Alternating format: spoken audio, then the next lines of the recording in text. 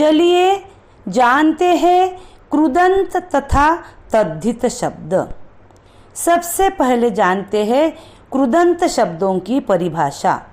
जो प्रत्यय क्रिया के धातु रूप के पीछे जुड़कर नए शब्दों का निर्माण करते हैं उन्हें कृत प्रत्यय कहा जाता है। कृत प्रत्ययों के योग से निर्मित नए शब्दों को कृदंत कहा जाता है। अब जानते हैं तद्धित शब्दों की परिभाषा।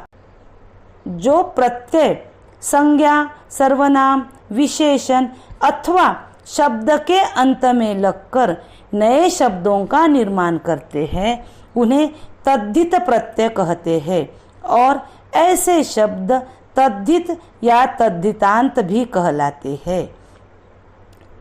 यहाँ एक आकृति दर्शाई गई है।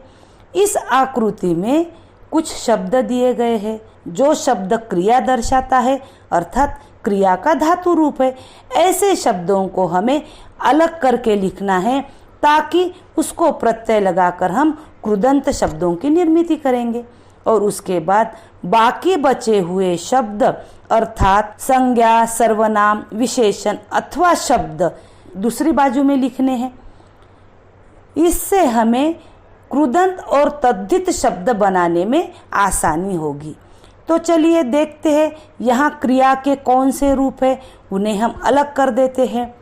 बचना, उड़ना, चलना, मांगना, सजना, लिखना, बैठना और दौड़ना, यह शब्द क्रिया दर्शाते हैं, इसीलिए हमने इन शब्दों को अलग किया है।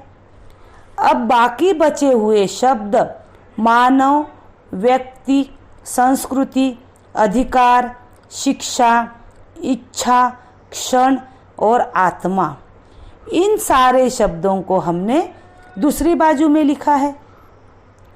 अब देखते हैं इन शब्दों को प्रत्यय लगाकर कृदंत और तद्धित शब्द कैसे बनाते हैं। सबसे पहले हम देखते हैं कृदंत शब्द।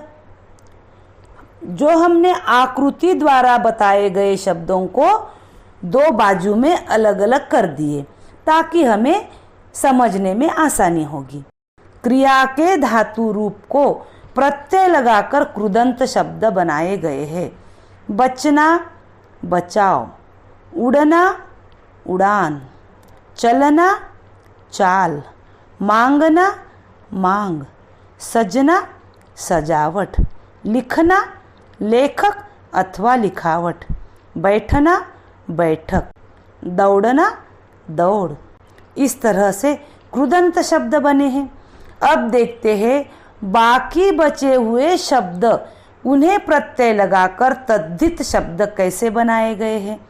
मानव, मानवीय, व्यक्ति, व्यक्तित्व, संस्कृति, सांस्कृतिक, अधिकार, अधिकारी, शिक्षा, शिक्षित, इच्छा, इच्छुक या इच्छित, क्षण, क्षणिक, आत्मा, आत्मीय। तो बच्चों इसी तरह से कुछ बातें ध्यान में रखते हुए क्रिया का रूप और बाकी शब्दों को अलग करते हुए प्रत्यय लगाकर कृदंत और तद्धित शब्द कैसे बनाए गए सुनकर समझकर लिखने का प्रयास करें।